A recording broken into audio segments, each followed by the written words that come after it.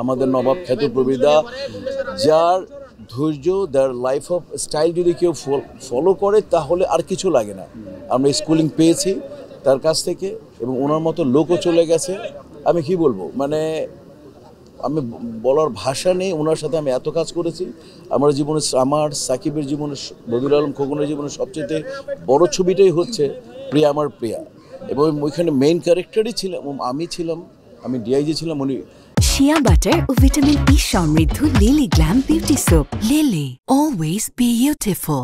Constable ছিলেন। এই যে আমাদের কেমিস্ট্রি ছিল, মানে আমি বলে বোঝাতে পারবো না যে এই ছবিতে, মানে একদিন আমাকে ডেকে বললেন যে উনি সবসময় আপনি করে বলতেন।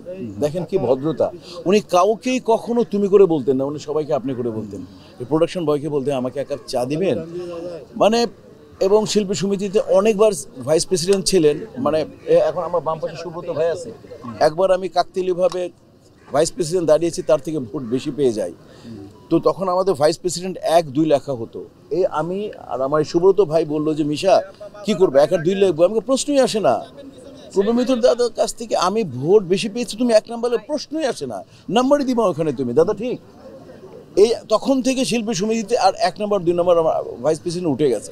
তো এই যে এটা শিখেছি কার কাছ থেকে? প্রবীর মিত্র সাহেবের কাছ থেকে শিখেছি।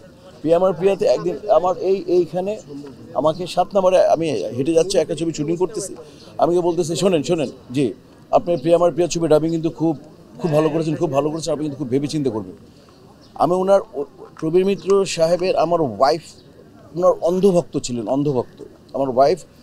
আর ওনার ব্যক্তিত্বের জন্য মানুষ ভক্ত, ওনার পারিবারিক কারণে ভক্ত, ওনার বললাম যে ওনার যে মানে জীবন চলার যে ধর্ম, এটা দেখে সবাই ভক্ত। এবং রাজা সাহেব থেকে আরম্ভ করে আমাদের যে ধরি, আজকে যদি আমাদের নীরবের কথাও বলি, সবচেয়ে ছোট এবং বড়, প্রত্যেকেই দাদাকে ভালোবাসে, প্রত্যেকে।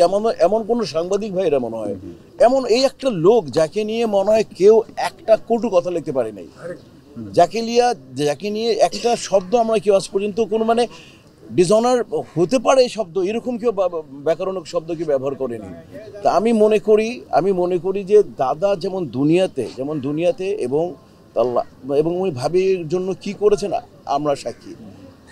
ভালোবাসার সাক্ষী যদি হয় তাহলে উনি, যদি বলি আমরা বলি লাইলি মজনু, তাহলে আমি ওনাকে বলবো যে উনি কত বড় মজনু ছিলেন ভাবির ব্যাপারে আমরা জানি।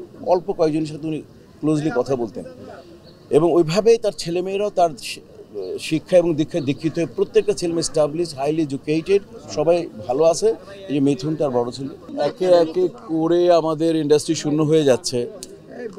মানে আমরা বলতাম সোনালী যুগ আসলে, মানে আর তখন আমরা সবসময় বিশ্বাস করতাম যে আমরা যে স্কুলিং থেকে এসেছি, আমরা সবসময় সিনিয়র বা মুরব্বীদের সম্মান করতাম। এই মুরব্বীদের মধ্যে আমাদের জীবনে যারা শ্রদ্ধেয় রাজ্জাক সাহেব থেকে আরম্ভ করে, হাসান ইমাম সাহেব থেকে আরম্ভ করে, আলমগীর ভাইয়া, সোহেলানা ভাইয়া, উজ্জ্বল ভাই, ফারুক ভাই, জসিম সাহেব, এবং অবশ্যই প্রবীর মিত্র সাহেব, ওনার কাছ থেকে আমরা আমাদের প্রজন্ম যেই মানে সহনশীলতার শিক্ষা পেয়েছি, যেই ধৈর্যের শিক্ষা পেয়েছি।